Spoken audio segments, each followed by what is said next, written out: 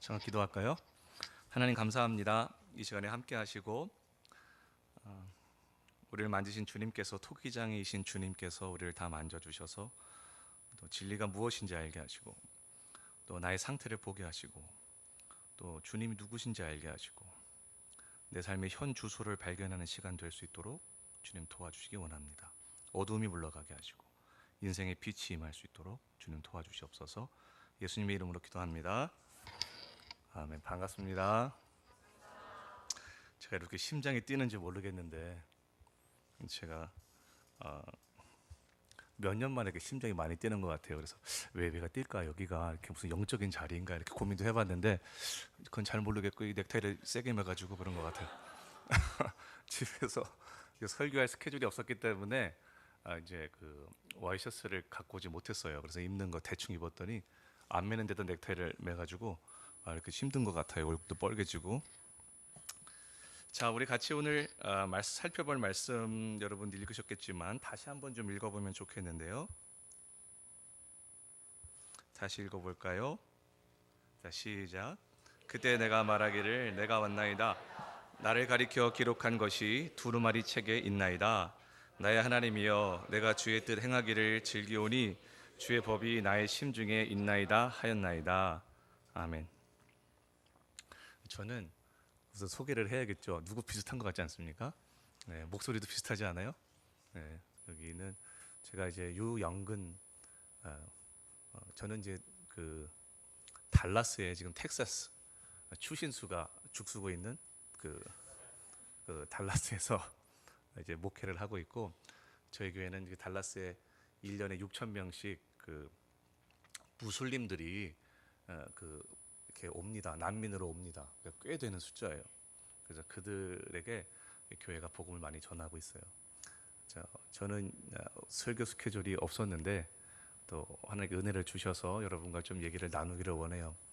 그래서 모범생으로 살아온 분들은 제 얘기가 무슨 얘기인지 잘 모를 거고, 저처럼 이렇게 좀 사이드에서 있었던 분들은 저를 좀 이해하실 것 같아요. 그래서 모범생이든 아닌 분이 마음을 좀 열고 우리가 말씀을 좀 들었으면 좋겠어요. 저는 오늘 드리는 말씀이 예수님에 대해서 다 말할 수는 없는 것 같아요. 조금 이렇게 어둠 속에서 한 줄기 빛처럼 조금 제가 이렇게 그런 씨앗을 좀 던지고 갈 텐데, 여러분이 그걸 좀 마음에 간직하시면서 다음 주, 그 다음 주 좀 설교를 들으시면 좋겠어요. 제가 오늘 드리는 말씀이 여러분을 좀 은근히 좀 아프게 했으면 좋겠습니다. 친구들하고 막 놀다가 맞았을 때 괜찮은 줄 알았는데 집에 가면 계속 좀 은근히 아픈 거 있죠. 그럼 오늘 주의 말씀이 여러분 삶에 별말 아닌 줄 알고 들었는데 집에 가니까 계속 생각이 나고 은근히 나를 생각하게 만드는 그런 재료가 됐으면 좋겠어요. 자, 여러분에게 여쭤보겠습니다. 무엇이 제일 힘드세요? 돈이 없는 게 힘들까요? 전 돈 없어 봤는데 별로 힘들지 않더라고요. 중학교 때, 고등학교 때 신발에 항상 제가 나이가 들어 보입니까? 어려 보입니까? 어려 보여? 땡큐. 네. 제가 좀 벗어도 되겠죠? 네. 우리 교회가 아니라 조심스러워서.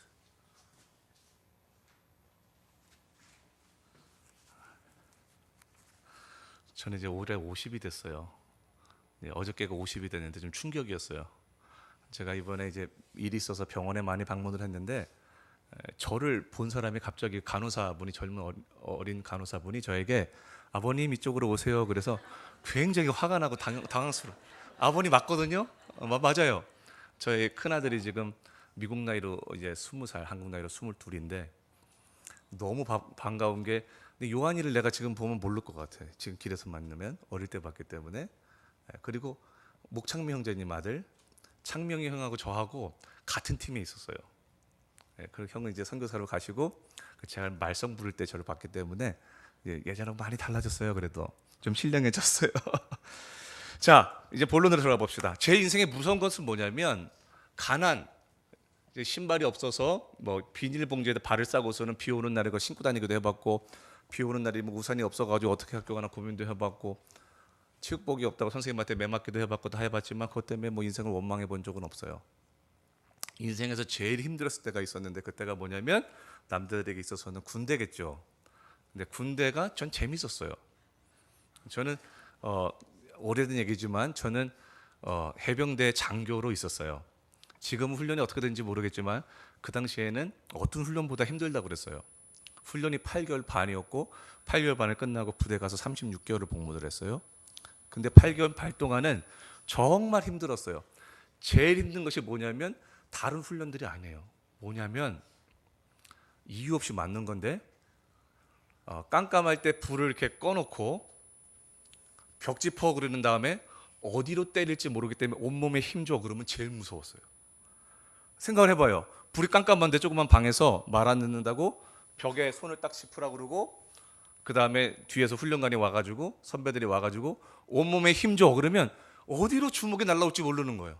그래서 온몸에 힘주고 있다 보면 배를 때릴까? 얼굴을 때릴까? 어디를 때릴까? 온몸에 힘주고 있을 때가 가장 힘들었을 거예요. 그것이 뭘까요, 여러분?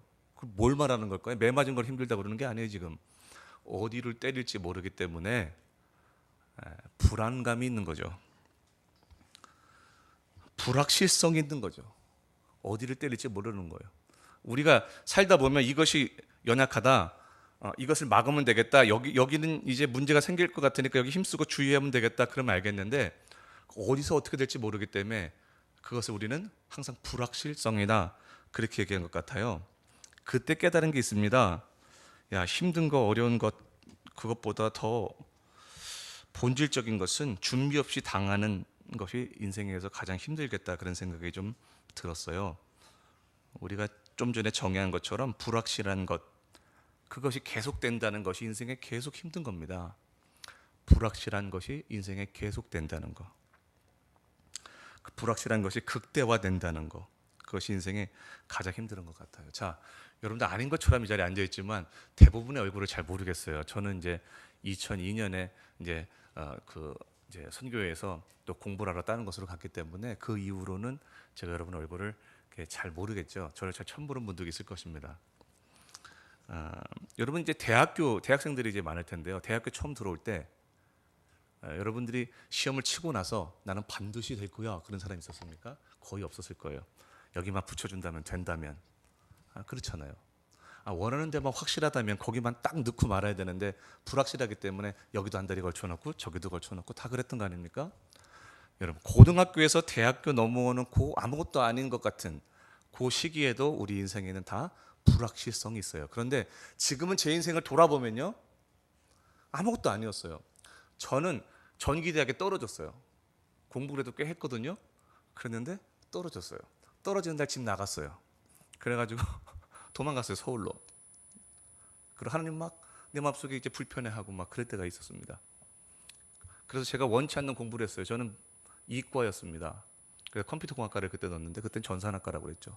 컴퓨터공학과를 넣었는데 떨어졌어요. 원치 않는 독일어를 했어요. 학부를 할 때. 독일어와 내 인생은 무슨 상관이 있느냐. 그러고 다니기 시작했단 말이에요. 그런데 대학교 다니다가 저는 이 재미없었어요. 독일 문학은 너무 재미있어서 독일 문학책은 다 읽은 것 같아요. 전후에 있었던 그 레마르크나 하이누이벨 같은 책은 다 읽었어요. 그런데 이것뿐만이 아니라 내 인생을 준비하게 뭘 해야 되느냐 항상 불안했던 거예요. 독일어 갖고 살 수는 없잖아요.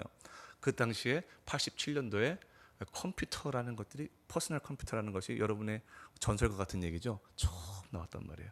8088, 80286 프로세서를 쓰는 플로피 디스크 5.25짜리 이렇게 넣었다가 뺐다 하는 거 생각납니까? 네, 그런 게 있었어요. 그런데 그 당시에 지나면서 컴퓨터 참 잘했어요. 그러니까 대학원에서 교수님이 너 희한한 놈이다. 어떻게 언어학을 하는데 컴퓨터를 하냐? 그렇게 해서 대학원을 그냥 이렇게 불러서 넣어줬어요. 그래서 대학원에서 5명 뽑았는데 5명에서 이제 거기서 열심히 했어요. 컴퓨터를 아주 잘했어요. 그래서 여러분 지금 하고 있는 그 구글 트랜슬레이트 있죠. 그 원형이 그것을 했었어요. 그때니까 90년, 91년, 뭐 91년, 92년 그때니까요. 영어를 독일어로, 독어를 영어로. 너무 재밌었어요. 내 인생 폈다 생각이 들었어요. 이제는. 근데 그때는 컴퓨터가 그 프로그램을 돌릴 수가 없어요. 컴퓨터가 너무 그 용량이 작았기 때문에. 자, 내 인생 폈다고 생각했는데 학교에 싸움이 났습니다.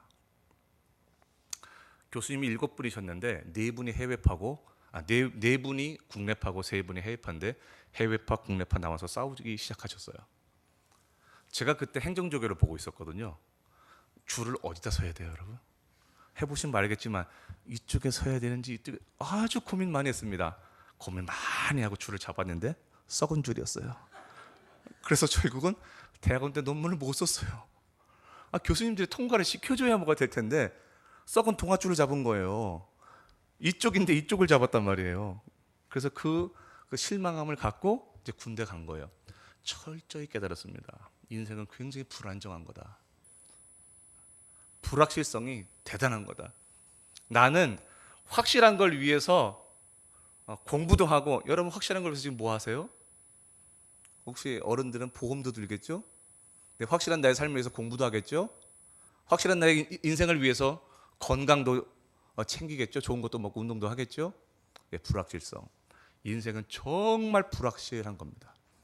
제가 군에 있을 때 한 친구는 탱크 포탑이 돌아가는 그곳에서 이렇게 탱크 포탑이 돌아가려면 그 전기로 돌리는 게 아니라 기름 압력으로 돌아갑니다. 유압이라 그러는데, 유압이 나오는데 거기 손바닥을 대고 있다가 유압이 얼마나 세지 손바닥을 뚫었어요. 뚫린 줄 알고 치료를 했는데 나중에 이것이 썩어가기 시작했어요. 전 많이 봤어요. 훈련하기 위해서 포금탄 같은 것이 있는데 거기 불 붙이고 이제 수류탄처럼 던지는 가짜 수류탄이 있는데 붙이자마자 터져서 손이 뼈만 남은 것도 봤습니다. 제 앞에서 상주작전 하다가 여러분 이게 배가 싹 열리면 그곳에서 이제 그 집차 위에 그 포가 달린 것이 확 이렇게 먼저 나가게 돼 있는데 나가자마자 뒤집혀서 사람이 죽는 것도 봤어요. 여러분 인생은 내가 계획했던 대로 갈 수가 없다는 것을 그때 깨달았어요. 나는 확실성을 원하지만 내가 확실성을 원하는 것만큼 인생은 불확실하다. 그것도 많이 깨달았어요. 여러분 이것이 전제가 돼야 돼요. 인간은 결국 불확실한 것이 너무 많다는 사실을 인정할 때 결국은 내가 불안전하다는 자기 결론을 얻어야 돼요. 내가 무엇을 계획한다 할지라도 내가 무엇을 한다 할지라도 결국 불안전할 수밖에 없다라는 사실을 깨달아야 되는 거예요. 자, 제가 여러분에게 물어볼게요. 여러분이 어떤 일을 결정하려고 할 때 많은 정보들을 얻습니다. 실수 안 하려고. 그렇죠? 정보를 얻어요. 근데 군에서는 정보하고 첩보하고는 많이 달라요. 지금이야 이제 골골하고 이제 무릎도 아프고 뭐 손가락도 아프고 이렇게 다니지만 한때 잘 나갔었어요. 그때는 참 잘 나갔었어요. 예. 제가 이제 술을 안 먹었기 때문에 신앙생활 한다고 술을 안 먹었기 때문에 무지 맞고 또 우리 부대장이 저를 고생 좀 해봐라 그러고 모든 특별한 교육은 다 보냈어요. 너무너무 힘들었지만 지금 생각해 보니까 또 감사한 거예요. 자, 이곳에서 제가 이제 뭐 보트를 타고 가든 뭐 낙하산을 타고 떨어지든 어디 가가지고 하는 일이 뭐냐면 적진형의 탱크가 몇 대인지 인원이 몇 명인지 그것이 무엇을 하려고 하는지 이제 첩보를 얻어오게 돼 있는 거예요. 그걸 첩보라고 그럽니다. 그런데 그것이 모든 자료를 다 긁어 갖고 오는 것을 첩보라고 그러는 거예요. 자, 그걸 가지고 이거 진짜냐 아니냐를 구분하는 것을 정보라고 하는 겁니다. 그래서 사람들은 첩보로 무엇을 판단하지 않고 첩보를 가지고 필터링을 한 것을 통해서 정보를 가지고 어떤 일을 결정하는 거예요. 자, 여러분이 이제 어느 대학원에 가야 좋다. 앞으로 어떤 과를 공부해야 이제 될 것이다. 지금은 AI가 너무 뭐라고 해야 되나? 인공지능. 죄송합니다. 제가 이제 영어도 잘못하면서 한국말도 잘못해요. 인공지능을 때문에 어떤 직업이 없어질 것이다. 우리가 많이 얘기하잖아요. 그 얘기할 때 여러분 그거 덥석 믿습니까? 아니면 그냥 그럴 수도 있겠다고 생각합니까? 그럴 수도 있겠답니다. 그것을 뭐라고 하는 거냐면 첩보라고 얘기하는 겁니다. 그 첩보를 가지고 정말 그럴 것이다라는 것을 필터링을 해가는 거예요. 정말 그러냐? 정말 그러냐? 정말 그러냐? 그러면 정보를 가지고 여러분이 어떤 일을 합니까? 어떤 일을 결정하는 일을 하는 거예요. 내 전공은, 내 직업은, 난 어디서 살아야 되고 이런 것들을 결정하는 거죠. 그래요. 여러분 첩보, 정보를 바탕한 결정을 하는 거예요. 근데 우리 인생은요, 이것이 첩보인지 정보인지 다 섞여 있는 거예요. 이렇게 하면 될 것 같고 저렇게 하면 될 것 같고. 어떻습니까? 제가 학교 다닐 때 중국어과는 그냥 줄 서면 들어갔습니다. 솔직히 죄송합니다. 지금 중국어과 있는지 모르겠지만 그냥 줄 서면 들어갔어요. 아랍어과 항상 미달이었습니다. 영불독이었습니다. 영어, 불어, 독일어과가 그래서 그 학교에서는 괜찮았어요. 그런데 지금 불어과 출신들 다 놉니다. 독일어과 출신들 다 놉니다. 그런데 중국어과, 아랍어과 없어서 못 씁니다. 여러분 우리가 그걸 알았을까요? 몰랐어요. 불과 몇 년 전 제가 87학번이니까 30년 전이에요. 불과 30년 전이에요. 여러분이 지금 20이면 30년 되면 50이잖아요. 세월이 굉장히 많이 흐른 것 같잖아요. 불과 30년 앞을 못 보는 거예요. 그것이 뭐라고요, 여러분? 불확실성이라는 겁니다. 인생은 불확실성이 너무 많아요. 뭐 때문에? 정보와 사실과 첩보, 사실이 섞인 믹스돼 가지고 정보인지 첩보인지 맞는지 틀린지 그럴듯한데 이것이 진리인지 아닌지 너무 섞인 것이 너무 많아서 우리를 이렇게 힘들게 만드는 거예요. 자, 그럼 우리에게 필요한 게 뭘까요, 그러면? 진짜와 아닌지를 구별해낼 수 있는 무엇인가가 필요한 겁니다. 진짜를 구분해낼 수 있는 무엇인가가 정말 필요한 거예요. 오늘 좀 전에 우리 읽었죠? 제가 다시 한번 읽어드릴게요. 7절만. 나를 가리켜 기록한 것이 두루마리 책에 있나이다 그랬습니다. 두루마리는 옛날로 말하면 성경책입니다. 성경책 속에 나를 가리켜 나에 대한 내용이 기록되어 있는 거예요. 여러분 이제 세상을 바꾸는 15분 같은 방송을 좀 봅니까? 좀 봐요. 그런 거 좀 보죠. 봐요. 그런 곳에 보면은 얻을 수 있는 내용들이 상당히 좀 많아요. 근데 그것을 듣다 보면 저의 이야기는 내 이야기였으면 좋겠다. 나도 저렇게 됐으면 좋겠다. 나하고 너무 맞아떨어지네. 나도 저렇게 한번 해볼까? 내가 저 사람이 실수한 것처럼 나 잘못 가고 있네. 나도 이렇게 가면 안 되겠네. 여러분 이런 얘기를 왜 할까요? 왜 하죠? 그 이야기하고 나 이야기하고 이제 매칭이 되는 거잖아요. 저 이야기가 그 스토리가 내 스토리잖아요. 성경에 있는 스토리가 여러분 몇천 년 떨어져 있었기 때문에 네 스토리가 아닌 거예요. 그걸 듣다 보니까 내 인생이 그 속에 있는 거예요. 이 사람이 이런 결정을 했더니 이런 역사가 있었네. 이런 결정을 했더니 이런 일이 일어났네. 그걸 보면서 진짜 내 인생이 이곳에 있네를 발견하게 되면 성경이 너무 재밌어지는 거예요. 그러면 여기서 해답을 어떻게 얻었지? 이 사람이 이거 어떻게 했지? 여러분 결국은 성경은요 신에 대한 학문이기도 하지만 성경은요 인간에 대한 모든 해결책을 알려주시는 하나님의 러블레터입니다. 그래서 성경을 통해서 우리가 하나님이 누군지 알게 되고 내 인생을 어떻게 인도받을지가 나와 있는 거예요. 자, 우리는 어떤 일을 결정할 때 지금 보고 맞으면 맞는 거고 지금 보고 틀리면 틀린 겁니다. 항상 그렇게 결정합니다. 그런데 그것이 가장 연약하고 불완전한 거예요. 뭐냐면 역사가 증명한 것들을 발견해야 됩니다. 역사가 증명한 것. 1000년 전에도 진리였는데 500년 전에도 진리였고 지금 와서 생각해 보니까 지금도 진리다. 여러분 이렇게 알 수 있는 것. 그건 뭐가 증명한 겁니까? 역사가 증명해낸 거예요. 그럼 우리는 그것을 보고 무엇을 느낍니까? 안정감을 누려요. 여러분 성경은 역사가 증명한 책입니다. 길게 보면 6000년, 8000년, 작게 보면 2000년 전이에요. 2000년 동안 결국 성경이 내 이야기가 성경에 있다고 생각한 많은 사람들의 이야기가 지금도 전해져 오고 있는데 여기 예수 안 믿는 사람이 얼마인지 모르겠지만 그것을 우리 용어로 우리말로 뭐라고 그러냐면 간증이다 그렇게 얘기하는 거예요. 간증이다. 정말 그렇게 했더니 그렇게 됐다더라는 거예요. 정말 이 말씀을 따랐더니 이렇게 됐다더라. 이것을 거부했더니 이렇게 됐더라. 그것이 성경에 다 기록되어 있는 거죠. 성경은 여러분 그래서 검증된 책이에요. 검증된 책이에요.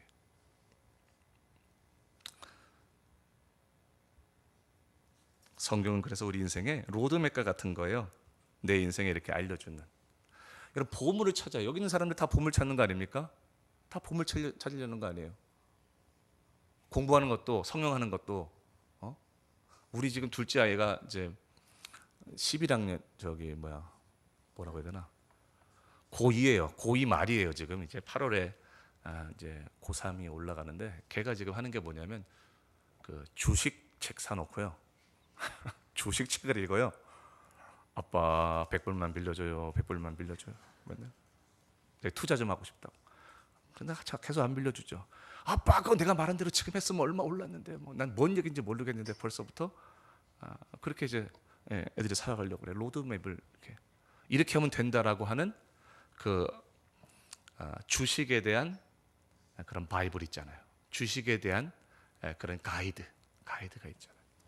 여러분 근데 그거는 가이드라고 부르지 캐논이라고 부르지 않는 거예요. 캐논은 뭔지 압니까?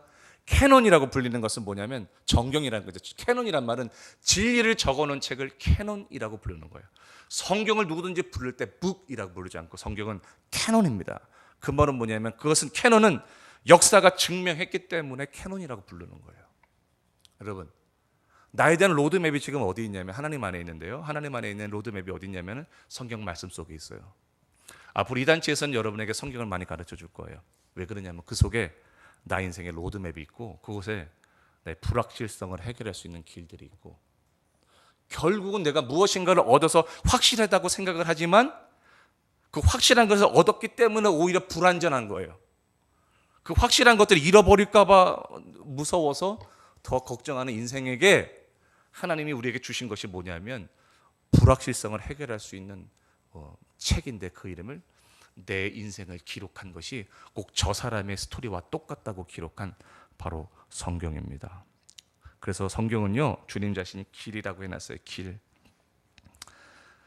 자, 저에게 30분을 말씀을 전하라고 했는데 제가 잠깐 제 이야기를 나누고 마칠게요.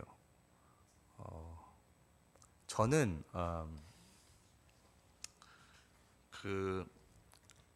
이제 6살 7살 때 제가 68년생의 아버님이 이제 73년도에 이제 돌아가셨는데 집이 이렇게 좀 어려웠죠. 많이 어려웠죠. 가족이 2남 7녀니까 뭐 식구들은 버글버글 내고 전부 막내고 이제 그렇게 살아갔어요. 그리고 초등학교를 다녔는데 초등학교 때 우리 그 첫째 누님의 딸 저하고 조카예요. 제가 삼촌이고 나이가 똑같았어요. 그래서 조카하고 삼촌하고가 같은 학교를 다녔습니다. 그래서 아이들이 이제 걔가 제가 삼촌 부르면 조용해 맨날 그러고 다녔는데 근데 그 학교가 좋은 학교였어요. 인천의 방문초등학교라고 참 좋은 학교였어요. 근데 제가 다닐 형편은 전혀 안 되잖아요. 근데 누님이 거기에 돈을 대서 제가 다니게 된 거예요. 다 부자들인데 저만 못 사는 거예요. 한 학급에 딱 60명이고 60명이 6학년까지 올라가는 거예요.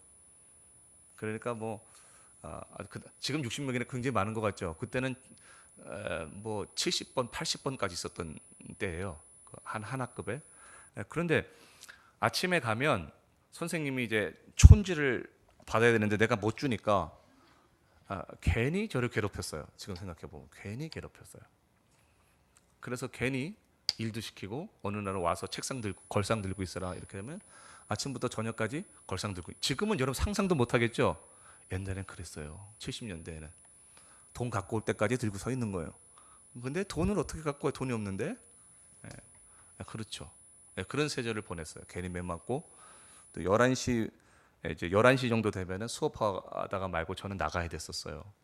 선생님이 한약 드셔야 돼 갖고 그 집에 가서 한 3정거장 이상을 걸어가서 한약을 갖고 들어와서 선생님 한약 드리고 그 시간에 못 듣는 거예요. 그런 시절을 겪으면서 제 마음속에는 분이 생겼어요.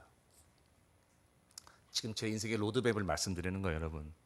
제 마음에는 그러면서 중학교, 고등학교 돈 때문에 화나진 않았지만 권위가 저를 누르는 것에 대해서는 굉장히 화가 났어요.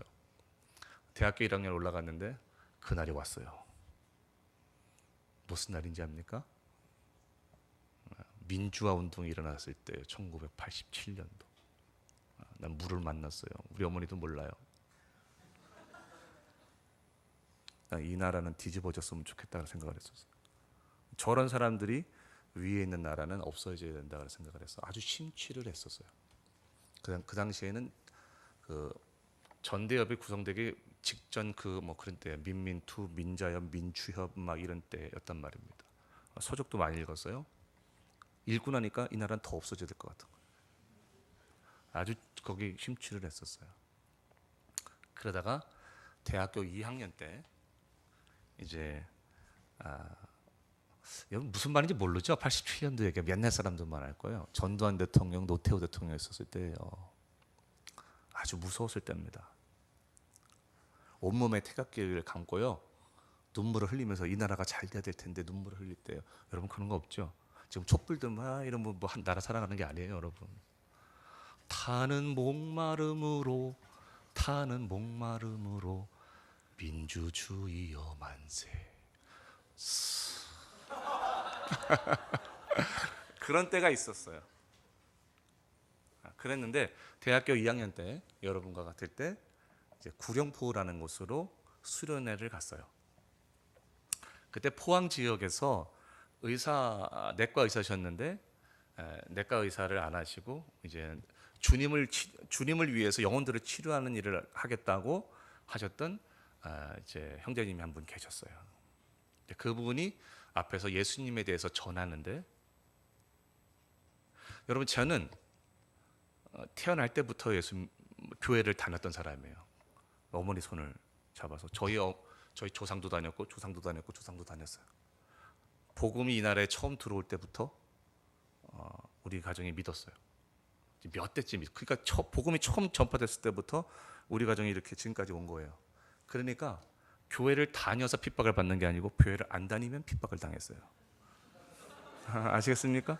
그렇게 하다가 그러는데 복음을 들어도 맨날 듣는 말이기 때문에 저 얘기가 내 얘기라고 생각이 안 들었어요. 그냥 뭐 이렇게 다닌 거죠. 그러다가 2학년 때 그분이 예수님에 대해서 십자가에 대해서 얘기하는데 어느 순간인데 그 이야기가 내 이야기처럼 들리기 시작하는 거예요. 이것이 중요한 거예요, 여러분. 때가 있어요. 이 이야기가 내 이야기구나 하는 때가 있습니다. 근데 그 이야기를 들으면서 예수님을 알게 됐어요.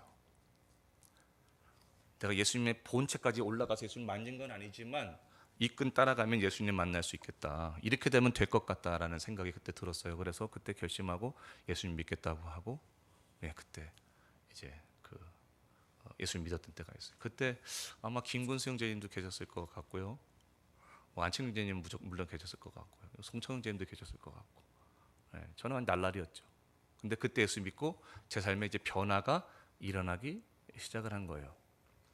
여러분, 그러다가 제가 대학교를 원치 않는 대학을 다니니까 항상 마음에 짐이 있었다가 대학원을 가서 인생이 풀리겠다 싶었는데 논문 못 썼다 그랬죠. 그리고 이제 해병대 장교를 지원해서 갔어요. 누가 제가 해병대 장교 갔다 그러니까 무슨 군대 가서 목사님 했냐고 그러는데 그런 거 아닙니다. 저는 2일대대 1중대 2소대장 낙하산 타던 사람이었습니다. 특수색대 교육 가서 잘 받고 왔습니다. 여러분이 알지 못하는 일들이 많았어요. 그런데 제가 이제 결혼을 했는데 결혼하고서는 이제 얼마큼 지냈는데요. 제가 술을 이제 신앙을 위해서 술을 먹지 않겠다고 결심을 했는데 그때 해병대에서는 지금은 모르겠지만 그 당시는 예수 믿는 사람들을 무너뜨리는 그 플랜이 있었어요. 그러니까 해병대는 그것이 종교거든요. 그건 군대가 아닙니다. 종교예요. 위에는 교주입니다. 그래서 우리 또 훈련 받기로는 대통령이 우리를 명령을 해서 일을 하는 게 아니라 해병대 사령관이 원하는 것을 한다 그렇게 배웠어요. 솔직히. 그러니까 쿠데타가 가능했겠죠. 옛날엔 그랬어요. 지금은 아니지만. 그런데 그때 제가 하도 술을 안 먹으니까 술을 이제 예수 믿는다라고 이제 신상에 그렇게 적혀 있는 사람은 이 사람 무너뜨리는 법칙이 뭐냐면 처음에 훈련 8개월 반 받고서는 오니까 얼마나 힘들겠어요. 그러니까 술자리에서 먹어 괜찮아 조금만 막 이렇게 얘기합니다. 먹어보라고. 그래 너무 힘들고 그러니까 군대 생활에서는 죄진 건 군대 생활에서 제대할 때 다 반납하고 나가는 거예요. 괜찮아 그러면서 먹고 싶습니다. 술을 막 먹게 만들죠. 그리고 이제는 2차로는 이제 예쁜 여자분들이 있는 곳에 가갖고 술을 먹었어요. 그 당시에 제가 기억합니다. 제가 돈을 냈거든요. 왜 제가 먹어서 내는 게 아니고 선임 소대장이 내게 돼 있는 거예요. 월급 38만 원 받았는데 35만 원 내고 왔습니다. 그리고 왔는데 그런 데 가면 이게 얼마나 마음이 이렇게 흔들리겠어요? 다 흔들리죠. 안 흔들리는 사람이 있나요? 그러면 거기서 3차를 매칭시켜서 가서 잠자게 오고 만드는 거예요. 잠자게. 그러면 다음에 돌아와서는 나 교회 가겠습니다 얘기는 인생에 절대로 못하는 거죠. 제가 그것을 계속 거부했거든요. 그러니까 계속 저기를 계속 보내는 거예요. 전투수행 교관 교육 보냈다, 특수수행 교관 보냈다가 정글 뭐라 그러냐. 아무튼 유격 같은 게 있어요. 여러분 이 유격 그런 유격이 아니라 고등 유격이라고요. 아주 힘든 유격이 있어요. 그런데 갔다 오고요. 다 보내는 거예요. 그런데 얘가 말한다거든요. 난 이 사람은 나를 왜 이렇게 미워? 아까 술 안 먹는 것 때문에 어디 훈련 보내면 항상 우수한 성적으로 돌아왔어요. 그런데도 그것이 그 사람 눈에는 안 띄는 거예요. 세상이 그런 거예요, 여러분. 그렇게 해가지고 그렇게 있다가 제가 제대를 1년 정도 안 납둔 시점에서 저를 한번 무너뜨려 보겠다고 아주 사명을 갖고 온 선배가 하나 있었어요. 해병대는 28,000명이기 때문에 장교들 사이는 몇 명 안 돼요. 그래서 그곳에서 이렇게 끈으로 연결되면 다 알죠. 저를 무너뜨리려고 왔습니다. 그래서 처음에 유영근 수고한다 하면서 술집에서 구석에 모아놓고요. 이렇게 저를 구석에 놔놓고 자기는 이쪽에 앉아서 이렇게 동그란 테이블에서 먹다가 한 잔만 먹어봐. 야 군생활 이렇게 하면 되냐? 이렇게 제가 뭐든지 합니다. 근데 술을 안 마십니다. 근데 신앙과 관계된 겁니다. 그렇게 얘기를 했단 말이에요. 근데 이제 하다가 안 되니까 자기가 화가 나서 자기가 이제 술을 먹기 시작한 거예요. 자기가 얼만큼 취했는지 모르는 상태에서 양쪽에 맥주병, 콜라병 딱 들더니 저를 때리기 시작했습니다. 머리를. 근데 여러분 그 콜라병은요 절대로 깨지지 않습니다. 그 밑에가 제가 돌이 아닌 이상은 이게 깨질 수가 없어요. 제가 18대를 맞고 기절을 했어요. 그리고 나서는 거기서 기절한 게 아니고 이제 부대 복귀하자마자 기절을 해버렸어요. 머리에 뇌출혈이 일어난 거죠. 그리고 이제 이분이 이렇게 돌아갔어요. 근데 이제 저를 병원에 모셔내지 않았습니다. 그리고 이제 사람들이 잘 안 쓰는 저 구석방 어디다가 의료실에서도 그 의무실에서도 가장 구석방에다 저를 모아놓고 닌겔만 보름을 꼽아줬어요. 근데 이제 하나님의 은혜인데 그곳에서 제가 이제 신혼 때니까 그래도 하루에 이틀에 한 번, 하루에 한 번 전화를 했을 거 아닙니까? 근데 전화가 안 가니까 아내가 저를 이제 궁금해한 거예요.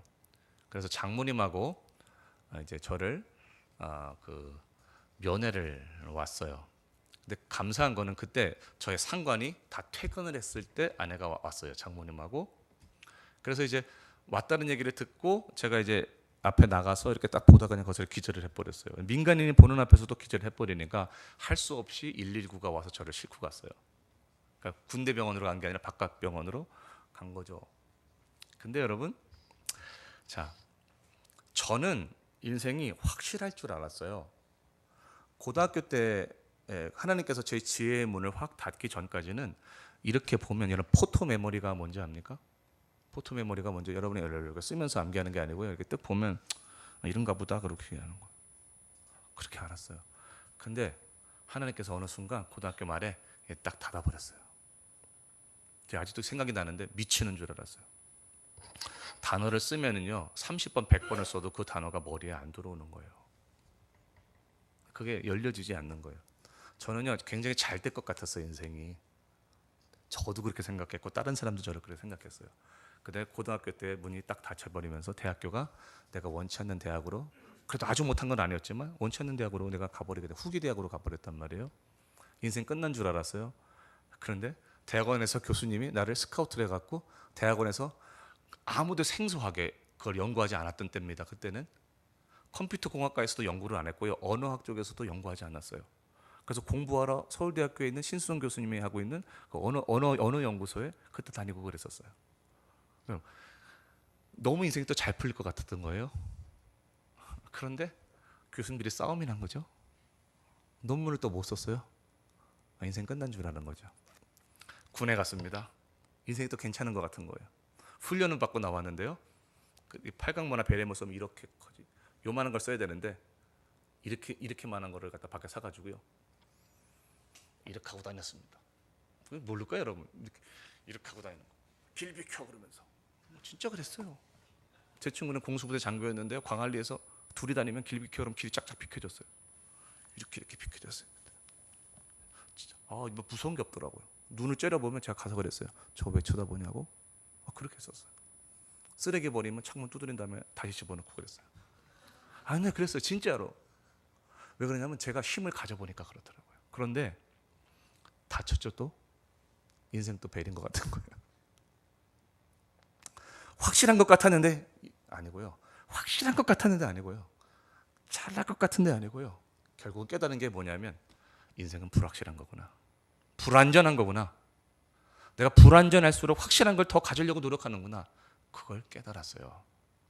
내가 대학교 2학년 때 예수를 만남으로 이거 다 생각했지만 결국 많이 변화되지 않더라고요. 결국 변화된 것은 29살 때 제대하고 예수님을 새롭게 만나고 변화가 됐죠. 제가 목회를 이제 2006년 12월부터 미국의 캔사스라는 곳에서 했어요. 미국의 딱 정가운데 있는 곳입니다. 하나님께서 저에게 약속의 말씀을 주셨어요. 할 수도 있을 것 같았어요. 젊었어요. 그 당시만 해도. 으쌰! 그러고 갔는데 2년 반 동안 저에게 결과는 뭐냐면 성도들은 거의 없고 극심한 우울증이 왔어요. 저는 이 자리에 우울증이 있는 분이 있다면 전 충분히 이해합니다. 그 우울증이 여러분 그냥 슬프게 하는 정도가 아니라 정말 죽고 싶을 정도로 어떻게 죽지 그 고민을 했다는 사람들 전 다 이해합니다. 정말 그랬어요. 조그만 동네였고 한인이 많이 없는 동네였기 때문에 제가요 나가면 조그만 가게에 가면 다 만나는 거예요. 마트, 월마트 같은 데 가면 다 만나요. 그래서 못 가는 거예요. 사람 만날까 봐. 그 정도로 우울증이 심해진 거예요.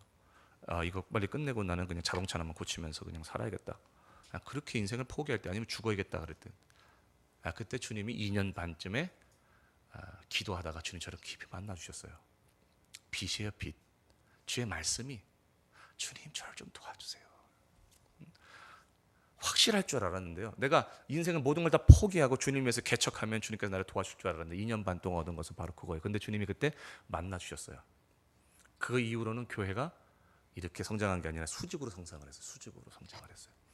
말레이시 사람, 인도네시아, 그다음에 인도, 중국, 흑인, 백인, 한인 다 모인 교회가 됐었어요.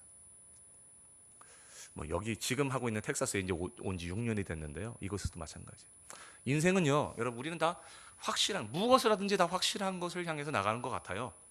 공부도, 건강도, 결혼도 이 여자 만나면 행복할 것 같습니까? 저 남자 만나면 행복할 것 같죠.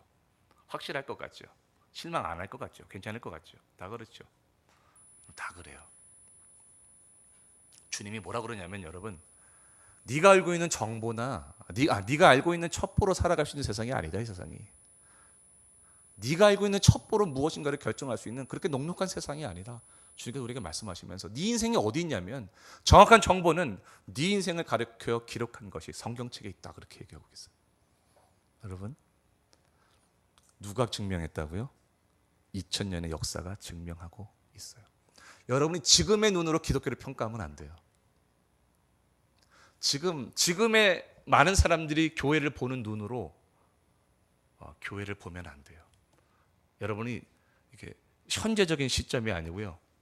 역사적인 시점으로 평가해야 되는 거예요. 볼까요? 엄마 아빠가 여러분에게 안 돼, 못 해. 그러면서 없어. 나가라고 그래? 나도 나가.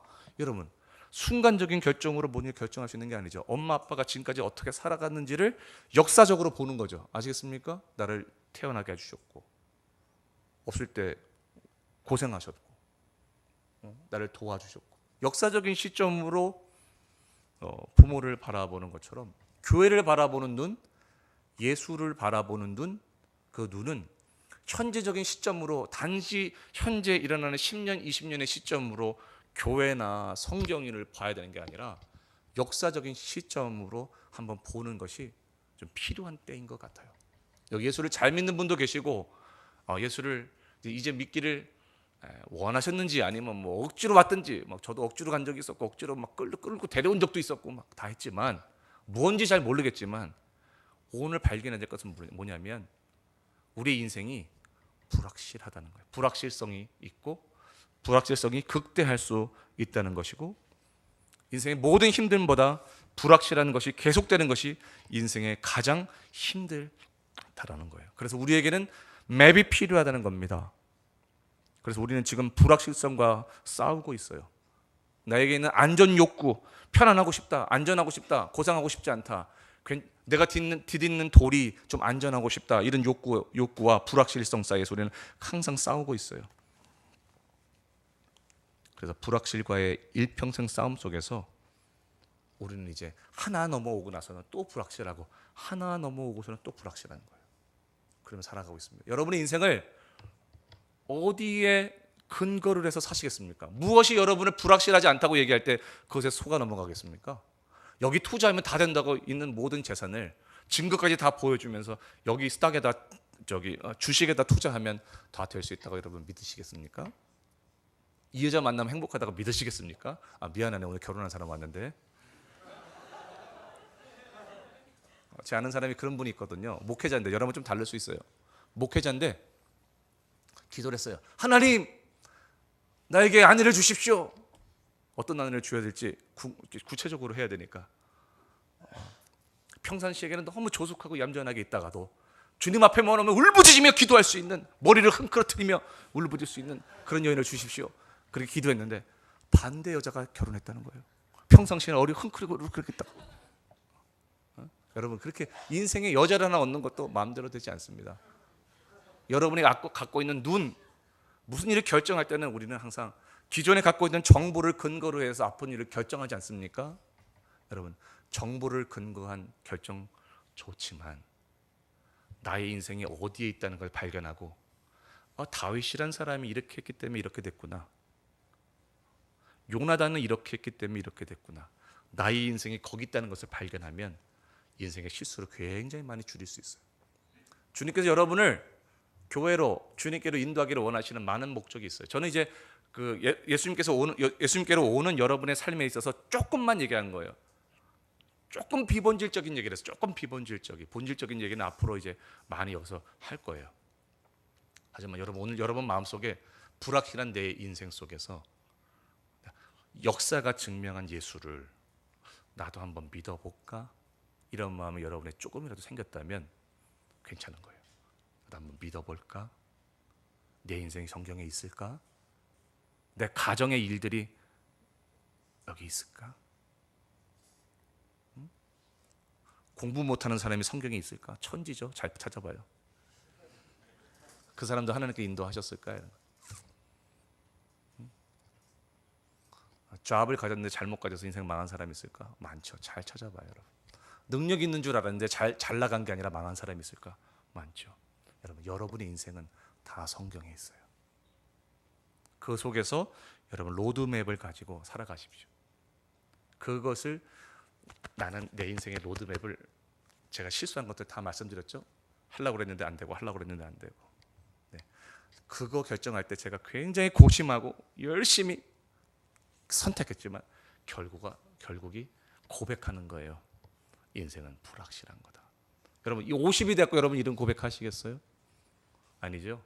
지금 여러분 마음속에, 그래, 나도 한번 성경에 있는 내 인생을 한번 찾아볼까?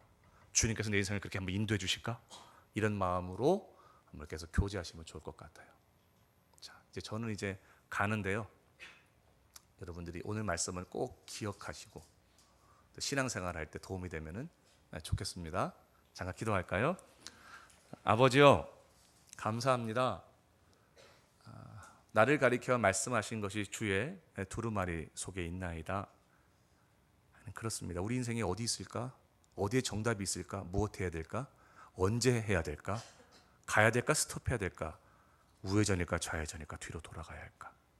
하나님, 모든 것이, 나를 가리켜 내 인생에 대한 것이 주의 말씀 속에 있다고 했는데, 여기 있는 모든 분들이 그것을 경험하는 인생 되게 도와주십시오. 확실한 것을 얻기 위해서 가지만 결국 확실한 것이 정말 확실한 것이 아니었고, 정보가 아니었고 첩보였음을 뒤늦게 깨닫지 않게 도와주시고, 무엇이 옳고 그른지, 무엇이 첩보이며 무엇이 정보인지 인생에서 구별할 수 있는 귀한 눈들이 생길 수 있게 도와주십시오. 아버지 이들이 예수님을 향하여 다 나아갈 수 있는 마음들이 생기게 도와주시고 나아갈 때마다 주님 위로해 주셔서 주님 살아계심을 경험하게 하시고 주님의 말씀이 진리인 것을 경험하게 하시고 역사가 증명한 그 예수를 지금의 눈으로 바라보지 아니하며 역사적인 눈으로 바라볼 수 있어서 진리를 놓치지 않는 자가 될 수 있도록 은혜 베풀어 주옵소서. 감사합니다. 살아계신 예수님의 이름으로 기도합니다. 아멘. 감사합니다. 달라스 오시는 길 있으면 전화를 하십시오. 네.